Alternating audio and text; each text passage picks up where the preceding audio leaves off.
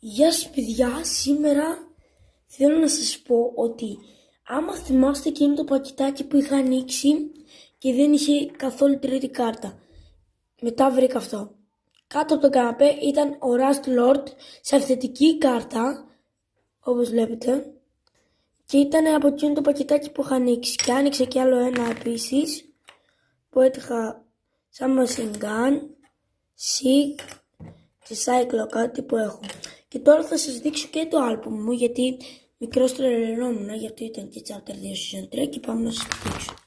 Λοιπόν, ξεκινάμε με αυτό εδώ το πρωτοσέλιδο που έχει Brawl Stars, FIFA και αυτά.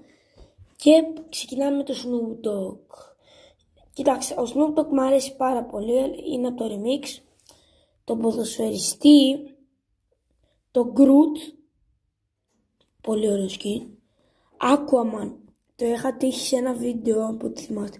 Tony Stark, Rabbit Raider, Striker, Astro Jack, το δεύτερο skin του Travis Scott, και άλλο Astro Jack, Red Nosed Raider, Renegade Raider, Funk Ops, Seeker, κάτι που είχα τύχει στο βίντεο με τον φίλο μου τον John. Αυτή είναι εδώ που ήταν από το remix. Alpinace, Cyclo, αυτός που έτυχα διπλός. Αυτό είναι εδώ, μισό. Αυτό είναι εδώ.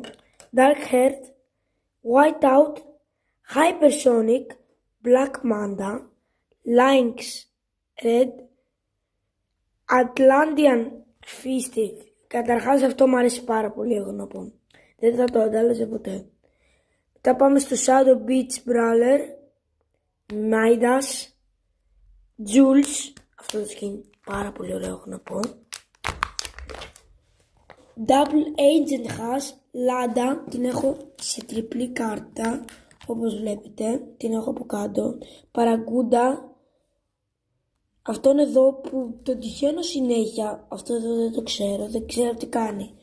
Master Minocha, δεν ξέρω τι είναι αυτό, ούτε αυτό ξέρω τι είναι. Dummy μου αρέσει πάρα πολύ.